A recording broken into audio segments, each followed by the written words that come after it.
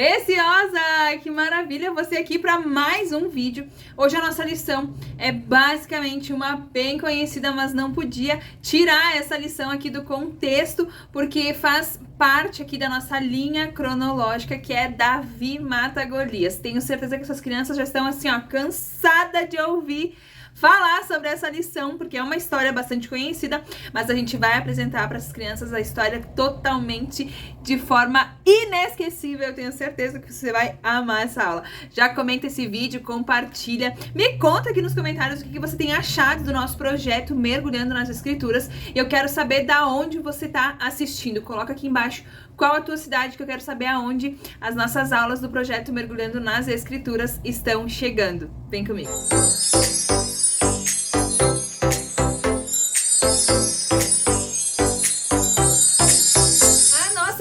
Tá lá em 1 Samuel 17 e a gente vai começar a falar agora sobre a luta entre o povo filisteu, agora era o povo da vez, era o inimigo da vez, o povo filisteu contra o povo israelita. E assim como ainda hoje existem guerras, sempre existiram, né, as guerras, as batalhas, e agora a gente se depara com o povo filisteu que se levanta contra o povo israelita. E claro que eles estão ali se achando os maiorais, porque eles têm pessoas que são gigantes. Não era só o Golias aqui que era gigante. Segundo Samuel 21, 15 a 22, depois 1 Crônicas 20, do 1 a 8, vai especificar a menção de outros 4 gigantes filisteus que também foram mortos posteriormente pelos soldados de Davi. Ou seja, eles eram um povo forte, um povo guerreiro, um povo que estava acostumado a vencer, e se levantaram contra o povo israelita na certeza de que iam massacrar o povo israelita. O que eles não contavam era que dessa vez Deus levantaria um menininho, que tem vários louvores que falam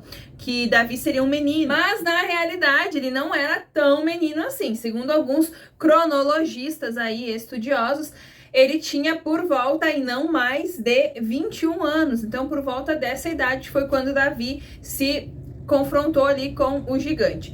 Como que aconteceu toda essa história aí, tá? Os filisteus se juntaram aí no monte que ficava do lado de um vale, e os israelitas, vale é pensa um vale, né? E os israelitas do outro lado, então eles ficavam ali se admirando, se olhando. E eu imagino, né, que quanto mais o povo israelita olhava lá pro povo de filisteu, mais eles tinham medo. Por quê? Porque quanto mais eles fixavam os olhos no obstáculo, mais eles permitiam que o medo dominasse a vida deles. Olha só, um adendo aqui. Eu conto uma história lá no Instagram, aproveitando, se você não me segue, segue lá no Instagram. Fiz um Reels esses dias contando sobre o medo que eu tinha de uma aranha. Olha só, eu morro de medo de aranha. E aí eu morei um tempo atrás, anos atrás, em uma casa, numa cidadezinha mais no interior, que a casa era de madeira.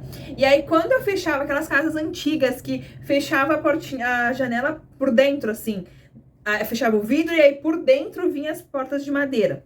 Casas mais coloniais.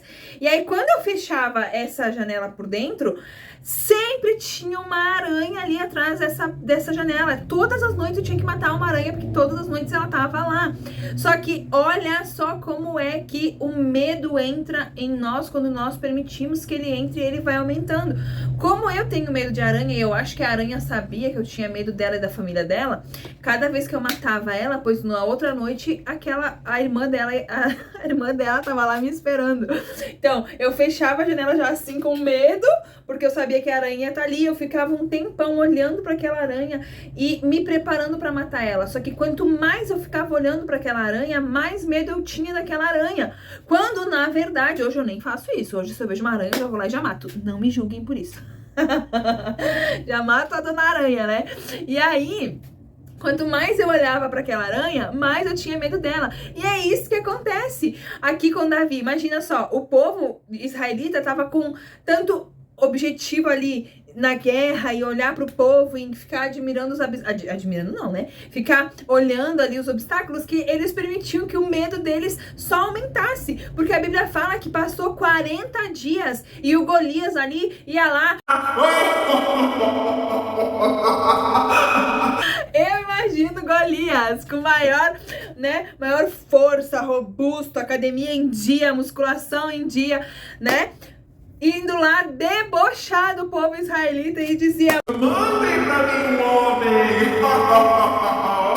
Mandem pra mim um homem que tenha coragem de me enfrentar! Mandem pra mim! E o povo israelita tava ali acovardado de medo, porque eles não tinham alguém daquela altura para guerrear contra Golias. Quem sabe, claro, a altura de Golias fosse um dos pontos principais que causasse medo neles. Mas além da altura de Golias, cara, pensa que Golias era uma máquina de guerra, porque ele tinha mais ou menos, ele nem era tão alto assim, vamos combinar. Eu tenho 1,75, Golias tinha quase outra Patrícia acima de mim. Ele tinha 3 metros mais ou menos, 3 metros e 30, mais ou menos nessa medida aí. Bota ali na estima 3 metros, ele era 1 metro e pouco mais alto que eu, 1,25 m mais alto que eu. É, né? 1,25 m mais alto que eu. Deixa eu falar essa parte que eu não consigo somar assim na pressão. Mas enfim, aí, olha só. Golias era uma máquina de guerra. Ele tinha altura, tinha porte, era um soldado de guerra, sabia guerrear, já fazia, ó, ali tempo que ele tava nessa guerra, porque a Bíblia fala que ele já era experiente, tanto quando Saul vai lá e, né, não vou dar spoiler, mas Golias provavelmente era um homem experiente nas batalhas. Ele sabia o que ele estava fazendo, ele estava ali debochando do povo israelita porque ele se garantia nessa batalha. Então, quando Golias gritava pro povo, pedindo para eles mandarem alguém, o povo israelita se acovardava com medo e saía correndo de medo realmente desse homem enorme. Só que num desses dias, olha só, Jessé tá lá na casa dele, fez uma marmitinha lá, chamou Davi e falou: ó, Davi, pega aqui esse vidro d'água aqui, né? Pega esse potinho aqui de comida, essa xícara pro cafezinho deles, vai lá, leva pros seus irmãos, porque eles estão lá na batalha cruel lá, precisando de comida, quem sabe eles estejam ali até sem se alimentar direito nesse dia, então vai lá e leva uma marmitinha lá pra eles, pro sustento deles. Só que quando Davi chega lá, ele para e aquela cena acontece novamente. E ele se sentiu incomodado de saber que nenhum dos israelitas que estavam ali se propunha a ir lá guerrear contra aquele homem. Ou seja, quem é esse homem? E Davi começa a lhe questionar com os soldados e quer saber quem que é aquele homem, quem que não é, o que que ele tá fazendo, por que que ele tá debochando assim do povo e ninguém faz nada. Quando Eliabe, um dos seus irmãos, ouviu essa conversa, ele vai lá, ele fica furioso com Davi e pergunta assim pra ele: ô, escuta aqui, Davi, quem que tu acha que tu é pra estar aqui no meio de homens corajosos como nós, soldados corajosos? Quem que tu acha que tu é? Tu não tinha que estar lá cuidando das tuas meia dúzia de ovelhas? O que tu tá fazendo aqui? Opa, algo já incomodou Eliabe. O que incomodou Eliabe? A ousadia de Davi em só questionar quem era aquele homem?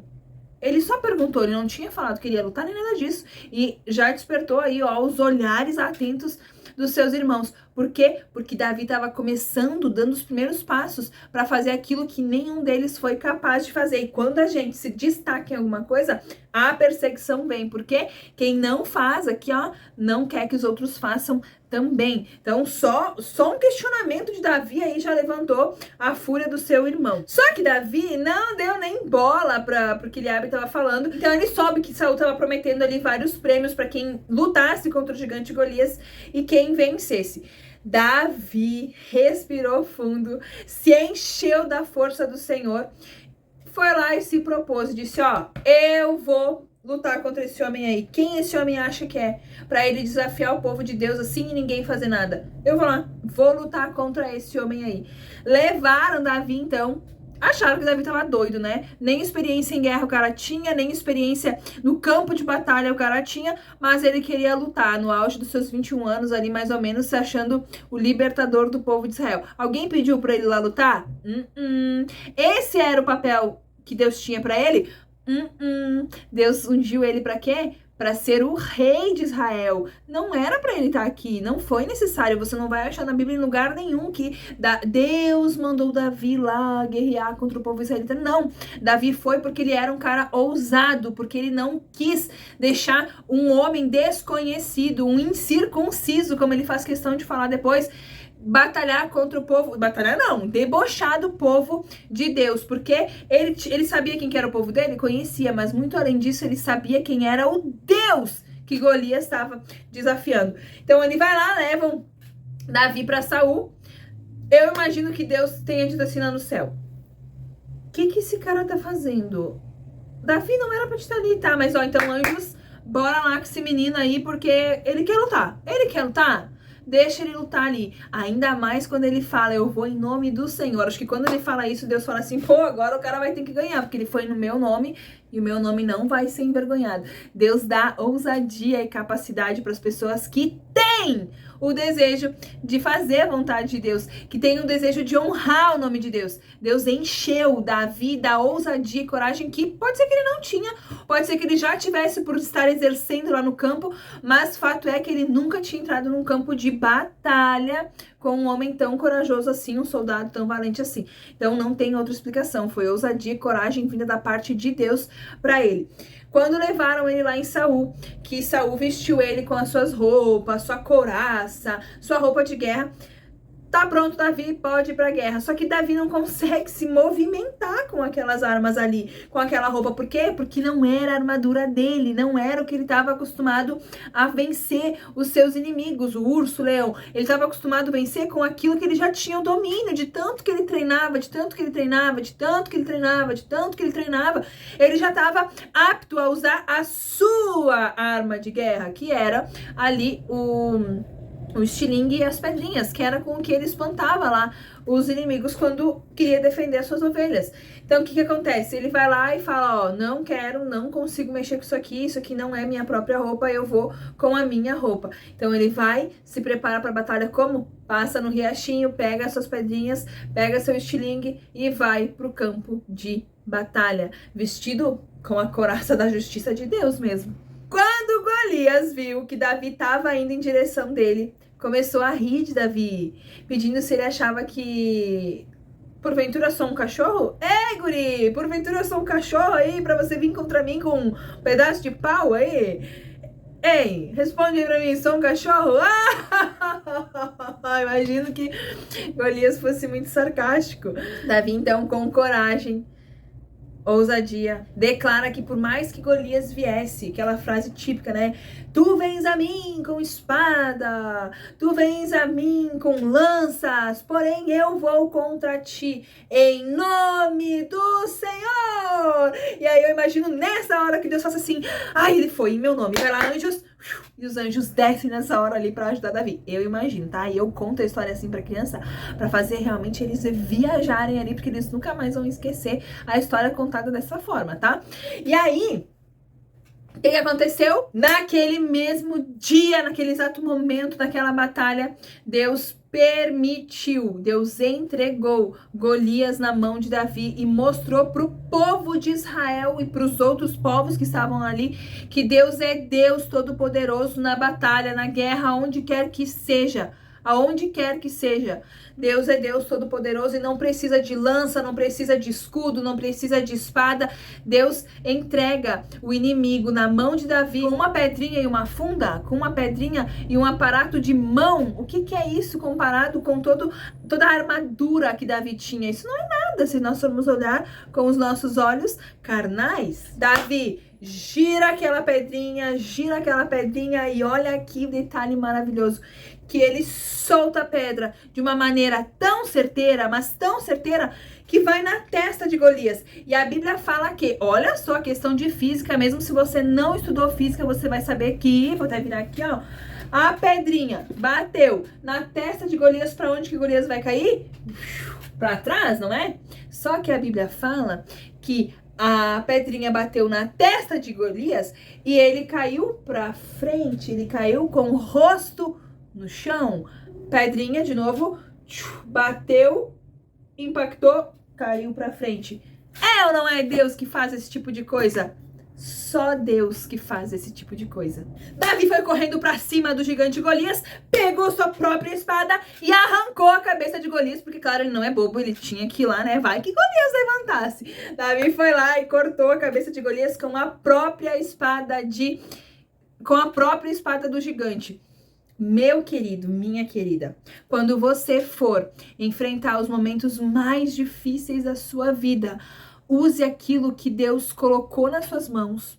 Use aquilo que você já tem, o dom dentro de você, que já é seu, o próprio seu. Porque Deus vai entregar na sua mão o gigante e ainda, passo final, Deus vai permitir você usar a própria arma do inimigo para terminar com ele. Com a própria arma de Golias, ele foi decapitado. Quando o povo filisteu viu que o seu rei, que o seu herói, que o seu magnífico homem de guerra havia sido morto pelas mãos de um menininho, eles começaram a correr e aí os israelitas perseguiram e mataram eles.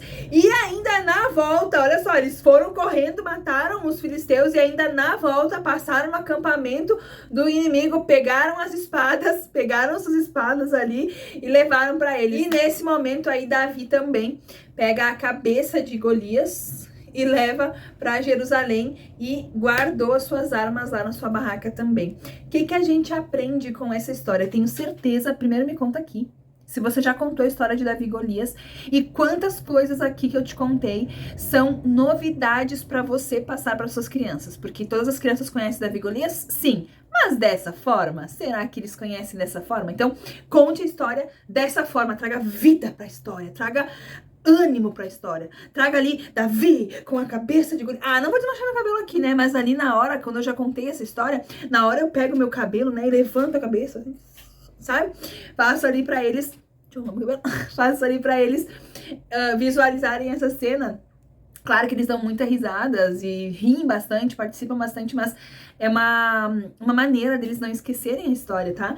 Então, muitas coisas a gente consegue aprender nessa lição. Tire ali os seus pontos. Eu gosto bastante, sempre digo para as meninas que já estão no projeto comigo, que quando você faz essa lição, o planejamento da aula tá ali completinho para você. Você usa da maneira que você achar melhor, mas a aula tá montada ali para você completa. Eu sempre aconselho a você pegar um caderno, ó, como um caderninho normal, pegue um caderninho e vá fazendo as anotações. No momento que você está estudando a lição, como já tem tudo ali, atividade, tarefa, ideia para você aplicar a lição, versículo para memorizar, pegue seu caderninho e vá anotando tudo aquilo que Deus for te trazendo na memória. Porque é assim que Deus fala comigo. Quando eu estou estudando, Deus vai me mandando coisas e eu vou lembrando e eu vou anotando também. Por quê? Porque são coisas que Deus quer falar com as nossas crianças, com os nossos adolescentes, enfim, para quem você for ministrar essa aula. Aqui, já falei muitas coisas que a gente pode aprender com Davi, mas a lição principal que a gente tem que ensinar para as crianças é a importância de confiar em Deus mesmo em momentos difíceis. Eu não sei qual é o momento mais difícil que você esteja passando, eu não sei qual é o momento difícil que a sua criança esteja passando. Eu posso participar ativamente da vida das minhas crianças ou de quem quer que seja, que está ao meu redor, mas a real situação da dificuldade da situação é só a pessoa que passa para saber. Quem passa por um luto é só a pessoa para saber. Eu posso ter empatia pela pessoa e imaginar que ela tá sentindo aquela dor, mas a real dor, o real sentimento é só a pessoa que sabe. E aqui com Davi, a gente aprende a confiar em Deus de tal forma que se Deus falar para eu ir, eu vou. Se Deus me capacitou, eu vou também. Se Deus disse que tá comigo, eu vou acreditar que Deus está comigo todos os dias da minha vida. E ao invés de Davi ficar olhando para a aparência gigantesca do seu inimigo, ele apenas olhou um pouquinho mais para cima. Ele olhou lá, ó, para Deus do céu, que era maior do que qualquer Golias, que é maior do que qualquer obstáculo. E ele confiou, se encheu de força e ousadia e foi e venceu. Sem guerra de batalha, sem couraça, sem nada daquilo ali. Ele venceu porque ele dependeu do Senhor para vencer essa guerra. E essa guerra, muito mais do que uma guerra física, era uma guerra espiritual. E como ele foi em nome do Senhor, com certeza a batalha já estaria ganha. Ali no teu material, eu coloquei para você uma ênfase sobre a escola, para as crianças que passam momentos difíceis na escola. Claro que a gente não pode espiritualizar tudo, ou só vou corrigir minha frase, a gente não pode só espiritualizar tudo, porque tem coisas que acontecem que são classificados como bullying. No nosso tempo não tinha, né? Mas hoje existe muito, e até esses tempos aí teve aquele acontecimento na escola lá que os colegas mataram um menininho, já faziam bullying com ele há um tempo e acabaram agredindo ele até a morte. Então, ensine essas crianças que tudo que acontece na vida deles, eles precisam ter alguém de confiança para chegar e contar, para chegar e desabafar. Olha, aconteceu isso, aconteceu aquele outro, tô passando por esse momento difícil, aquele momento difícil, aconteceu isso, aconteceu aquilo lá. Por quê? Os adultos, geralmente, né, vão saber como ajudar essa criança. Então ensina a eles que eles precisam contar o que está acontecendo. Olha que aqui nesse caso de Davi, não era segredo para ninguém a afronta que o povo estava recebendo, era algo público, e Davi chegou ali e se manifestou. Mas muitas vezes pode acontecer que esse momento difícil aconteça lá no seu particular, algo que alguém diz para você: ah, se você contar eu vou fazer isso, se você contar para sua mãe eu vou fazer aquilo. Não caia nessa. Ensine a sua criança a ter sempre uma pessoa como referencial de confiança, seja você, seja o seu pastor. Se não pode contar com a mãe, com o pai, arrume alguém que ele possa contar. E aqui envolve muito mais do que apenas um bullying na escola, apenas, como se fosse pouco, né? Mas não envolve apenas uma situação difícil na escola quando um amigo te rejeita, ou quando alguém fala mal de você. Isso vai muito mais profundo, isso fala sobre a questão de abuso, a questão de autoritarismo, a questão de várias outras áreas da vida da criança que quem sabe ela esteja sim passando por um momento difícil. E aqui eu abro um parênteses. Quem sabe no final dessa aula, você que vai estar ali pronta para ministrar essa lição, com jejum, com oração, você vai ser sensível à voz do Espírito Santo. Quem sabe ele te conduza a um momento um pouquinho mais profundo com as suas crianças ou com os seus adolescentes agora, em conversar com eles, tirar um tempo e conversar sobre o que realmente os tem incomodado, sobre o que realmente tem sido difícil para eles, qual a situação mais difícil. Tem algumas crianças que vão brincar, que não vão nem saber o que é um momento difícil ainda, mas tem outras crianças que, quem sabe, vão relatar ali para você um abuso, vão relatar ali para você uma situação difícil em casa, vão relatar ali para você coisas que você nem imagina, mas elas estão ali para ser ministradas por você, e você, muito além de ser uma ministra da palavra de Deus, uma pastora de crianças, você tá ali para auxiliar essa criança além do espiritual, se tiver ao seu alcance, como ajudar essa criança. Converse com os pais, tome a melhor decisão, converse com o seu pastor, e ele vai saber direcionar você aí no que você deve fazer, caso você saiba aí, descubra aí uma situação mais perigosa.